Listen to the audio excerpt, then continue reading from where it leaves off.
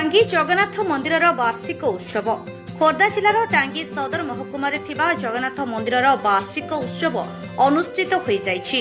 विद्वान पंडित माने एथिरे सामिल होई रीतिनीति अनुसार यज्ञोत्सव और पूजार्चना करथिले। एक आध्यात्मिक परिवेश रे आयोजित एही कार्यक्रम रे बहु साधु सन्थक समेत जगन्नाथ प्रेमी भक्त श्रद्धालु और विभिन्न मठर महंत माने मध्य सामिल होइथिले।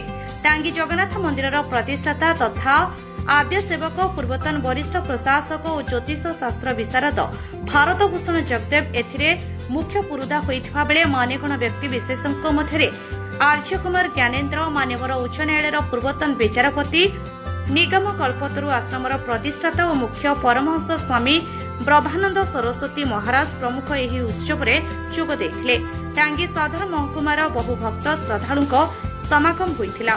अन्यपटे पुरी जगन्नाथଙ୍କ रीतिनीति अनुसार टांगी जगन्नाथ मंदिर में समस्त रीतिनीति पूजार्चना करासाउछि एवं चलित वर्ष धूमधाम रथयात्रा पालन करासिबो बोली जगन्नाथଙ୍କ आद्य सेवक भारत भूषण जगदेव कहिसंति।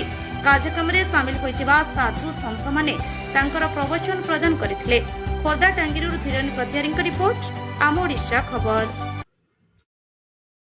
मुख्य ब्रह्मानंद सरस्वती महाराज जे आजीवन ब्रह्मचारी एवं भुवनेश्वर गोटे बड़ आश्रम अच्छी से आपणकर विभिन्न जो आजिकल जो अवस्था है जगन्नाथ संस्कृति कि बचब एवं लोक धर्म काम केमी आगे से प्रचार प्रसार कर